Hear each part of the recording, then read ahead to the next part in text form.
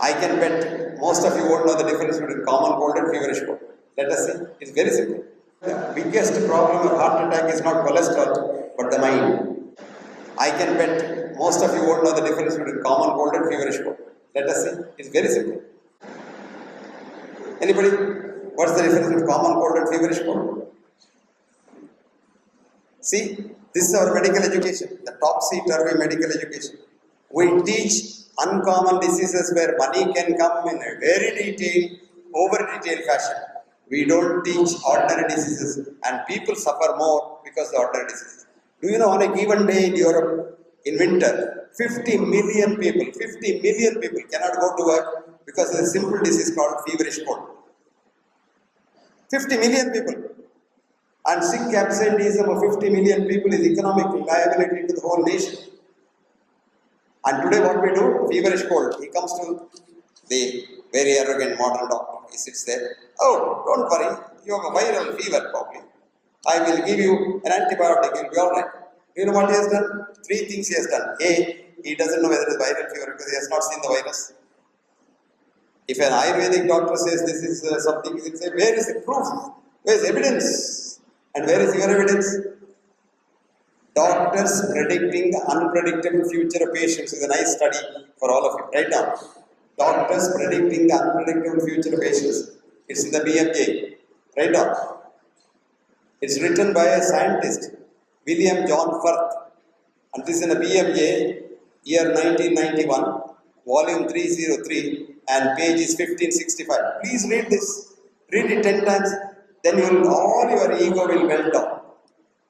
Whatever you predict is wrong. And this is because there is no future prediction in science. They say today there will be heavy rains in Mangalore, according to the prediction.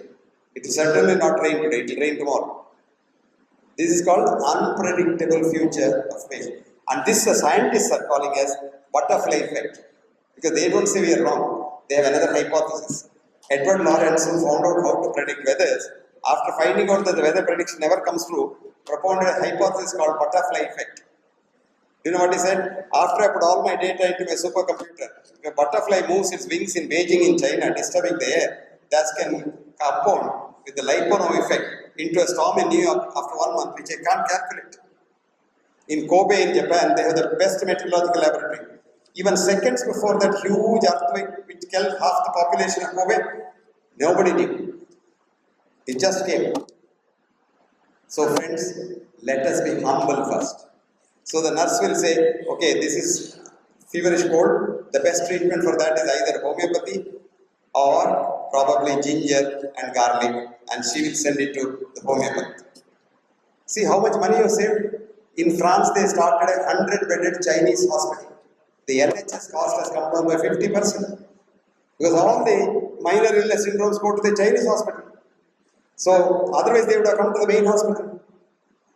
And 4 things if you do for keeping health. A, clean drinking water. Clean drinking water. 40% of the hospital beds can be closed. 3 square meals, uncontaminated human and or animal excreta, 10% gone. Proper nutrition, another 10% gone. And good air, smokeless chula, so that the woman doesn't get the smoke into the house with carbon monoxide. And then you just have some economic empowerment of ladies in the village. Today your man earns, drinks and eats and comes home with empty stomach, empty pocket. So the lady can sleep without food, but she can't see children sleeping without food. Looking at your own child who is compelled to sleep without food kills you of a heart attack. Did you know that? The biggest problem of heart attack is not cholesterol, but the mind. Not knowing where your next meal comes from kills you left, right and center. There is a large study done in England or industries. The managing directors rarely get a heart attack. The chairman hardly gets heart attack.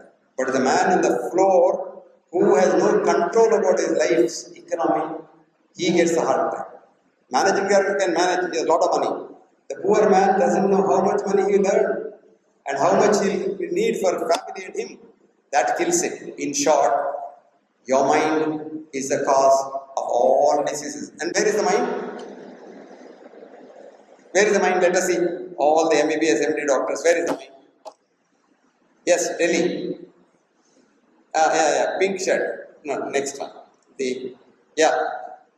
Handsome young man between the two girls. Go on. Where is the mind?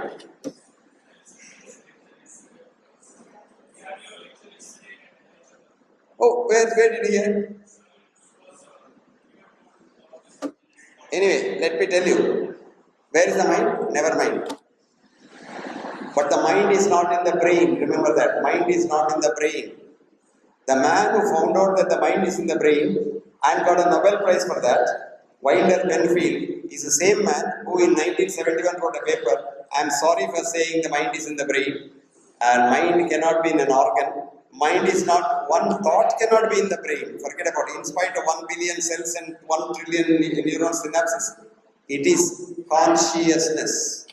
The whole world has one mind, and you have your mind called individual consciousness. That is how you and I are connected. That's how a good teacher knows which student is cheating in the class. If you're a good teacher, know the students very well, you know exactly what a student is doing in the class. And this is very interesting. There's a nice book for all of you to read, for evening reading. Scientific book by one of the greatest scientists in Cambridge. And this book is called Dogs Know When the Owners Are Coming Home. Have you read that book? Rupert Sheldrake is this famous scientist, Rupert Sheldrake, and is a very big scientist in Cambridge. After he wrote this book, he has been dismissed from Cambridge University as a professor. Because he has told the truth. You can't tell the truth.